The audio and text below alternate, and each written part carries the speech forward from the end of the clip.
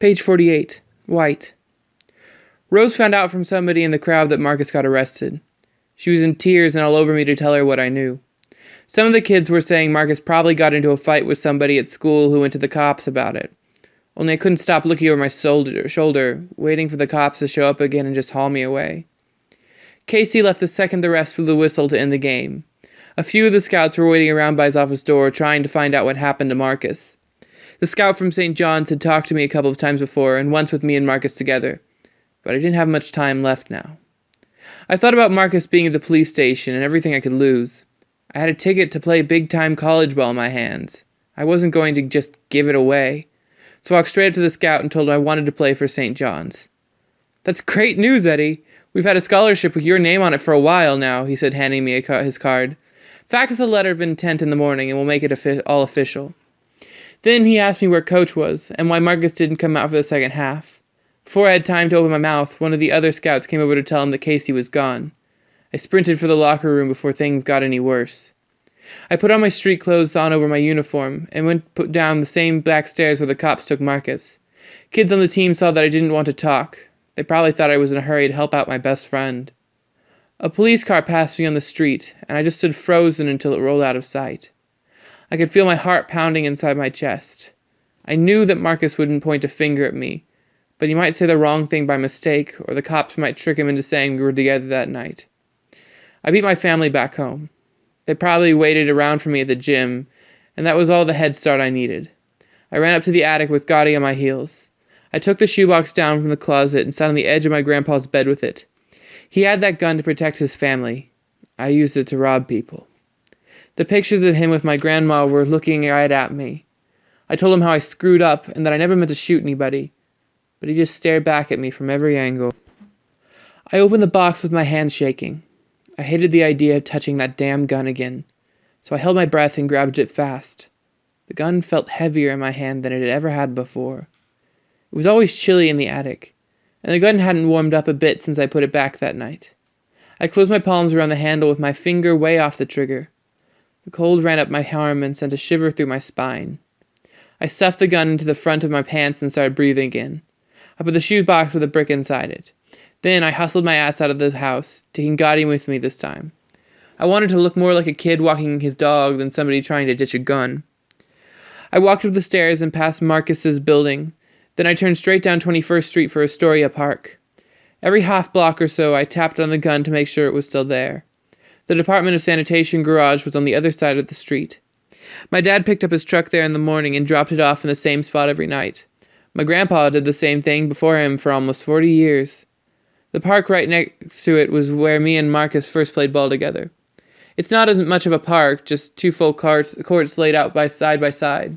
It doesn't have a bench, a water fountain, or a single tree. And in the middle of summer, there isn't any shade at all. The park doesn't even have a name. Everybody just calls it the DS because it's right over the fence from the garage. My old junior high school came up on my side, and I thought about all the fun me and Marcus had there. I waited for the lights to change and crossed over the next corner. The Seatown supermarket was right in front of me. Gotti went wild, barking at the big plaster cow and chicken on the roof, and I yanked hard on his choker to get him to stop. I checked on the gun again and walked faster. There's a little graveyard that pops up out of nowhere right on the street between a tire shop and somebody's house. It takes up the space of a regular-sized building. You can see the whole thing from front to back through the fence. None of the headstones are sitting up straight anymore. The graves are so old that the city can't dig them up, but the gate is always locked, and nobody can go inside to visit either. I crossed into the Triborough Bridge and into Astoria Park. I walked across the running track where we used to run laps for football practice. One time, we had almost 50 kids there doing laps when a white dude called another kid a nigger. The black kid tackled him on the spot. Everybody else started pairing off and choosing sides. Me and Marcus grabbed a hold of each other and were just dancing around in circles. It was almost a riot. We had fun and just laughed at everybody. Shore Boulevard is at the bottom of a short, steep hill. There were only a handful of people hanging out along the strip there, and a few more were in cars either getting high or making out. I looked over the railing. The East River was rolling up into the rocks in little waves, but 20 yards out the currents were really moving. I walked all the way down to the Hellgate Bridge before I found an open spot where nobody was watching. The Hellgate is up on its concrete columns as tall as Marcus's building, and it would take an earthquake to shake them. Only freight trains and Amtrak use that bridge, so it's mostly dark and quiet up on the tracks and the same way underneath. I wrapped Gutty's leash around the rail and took a second look around. Then I took a deep breath and pulled out the gun. I squeezed the handle and threw it as far as I could. I heard the splash and felt the muscles in my arms start to burn from the strain. Gutty's head was hanging over the rail. He bird-dogged the gun all the way into the water. He didn't want to give up on it either, but I dragged him back the way we came. When I got home, everyone was waiting for me. They thought I was at the police station trying to find out what happened to Marcus. It didn't even hit him that Gutty wasn't in the house. I walked in the door with him and they almost couldn't believe it. "Where were you?" Rose said, before my mom could get out the same words. I told them that I just had to get out and think for a while. Then I asked if they heard anything new about Marcus. "I called his house," said Rose. "His mother went down to the police station and there's a neighbor staying there with his sister." "I'm just glad you're not mixed up in any of this," my dad said. "It's where Marcus lives," my mom jumped in. "It's the projects. There's crime all around him. It was probably just too big a temptation."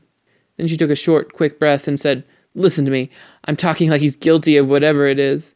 Maybe it was some other black boy who looks like him." I wanted to stop all the talk about Marcus, so I told them that I took the scholarship to St. John's.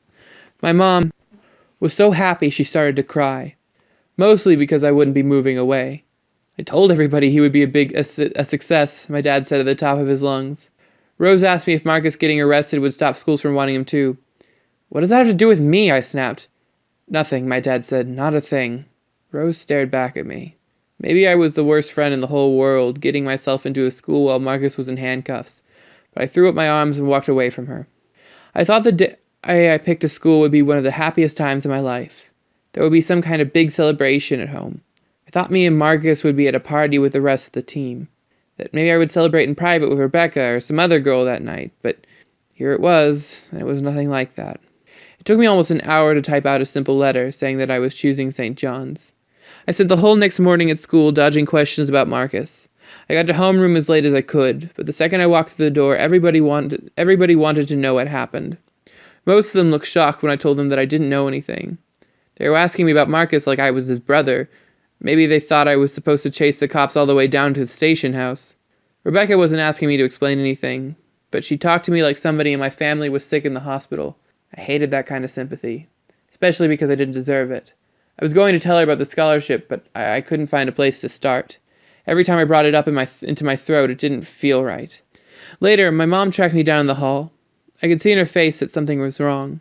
She was holding the letter I gave her to fax over to St. John's.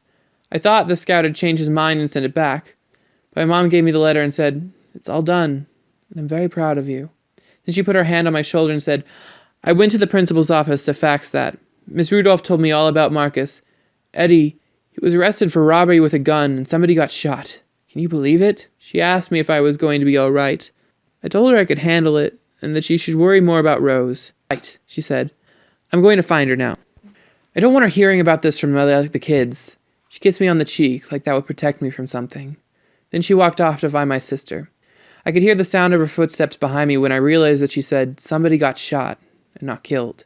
No matter what happened now, at least it wasn't murder. The man didn't get killed, and I wouldn't have to live with something like that forever. All through English class, I kept looking over at Marcus's empty seat. I wondered where the cops had him and what was happening. Marcus could be real strong. I knew he wouldn't break down, not even under those bright lights they used to make people talk. I knew that Rose would call Marcus's house when she got home. I could get the scoop that way and find out what was going on. I didn't know if his mother was going to think that I had something to do with it. Marcus knew tons of guys in the projects who could pull something like that. Some of them even had police records, but she knew how much time we spent together.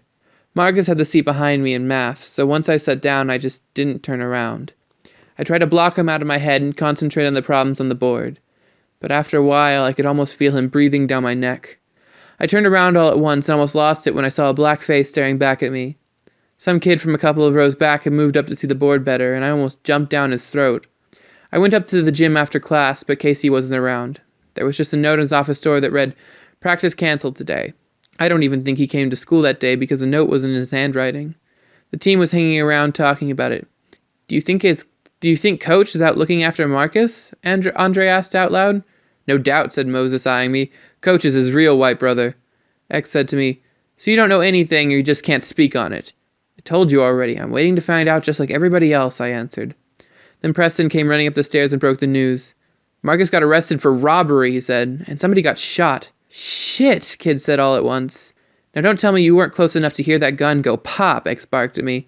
Yo, X, Moses jumped in. Back off before we find out what we don't want to know. He opens his mouth here and the DA will try to squeeze us all on the witness stand. I went straight down the stairs with my blood boiling, and by the time I made it out of the building, the sweat was pouring off of me. When I got home, Rose was crying. She had called Marcus's house and found out that his mother was on her way to New Jersey. She had no idea why. Neither did I. Casey had given everybody on the team his home number in case of an emergency, but I didn't want to call, and I didn't tell Rose that I had the number or she would have made me pick up the phone. I made it through the whole next day at school with my head down. Casey was there for practice and everybody wanted to talk to him about Marcus, but he wouldn't open his mouth. He just pointed to the locker room for us to change. When we came back out, he was standing on the court with a whistle in his mouth for us to run drills. We were running an easy layup line until Casey popped his whistle twice for us to move double time. Then he crossed both fists over his head. That was a signal for our full court press. The team ran in position on offense and defense. Without Marcus, we had 10 players even, so everyone was on the court. Casey called out the numbers for our set plays. We went through them all, one by one. We ran 5XL for Big Andre, 17X for X, and 10C for Moses. I had a bunch of plays that all started with 11, because that was my number. Casey ran them all in a row for me. The last one was 11BW, and Preston took Marcus's place setting the pick on my man that got me free. Everyone was going hard, like it was for real. We ran every play except for the ones that started with 12. Those belonged to Marcus. We ran out of plays. Casey blew the whistle and called us over to the bleachers. He lifted the cap off his head and his face got even more serious. I know it's all over school about Marcus. He should be home in the next day or two. When he comes back, give him some room to breathe. Let him concentrate on school and what's ahead of him, Casey said. Then Casey made sure to look around at everyone and said, Don't be surprised if the police show up asking questions. I understand they're looking for at least one other person. I just stared straight ahead. Eddie, Casey said, do you want to announce your college plans to the team? I told them all that I decided on St. John's. I thanked them all for helping me get there, and Casey. But when I finished, there wasn't any clapping or congratulations. There was just the sound of the air vents running through the gym. You worked hard for that scholarship, Casey said. You deserve it. Then he told us all to shower and go home. I saw Casey sitting in his office before I left. He waved me in with one finger. I was hoping to hear about your plans from you, not from St. John's, he said. You're right, I'm sorry, Coach, I said. I've had a lot on my mind since Marcus got locked up. I just haven't been thinking straight.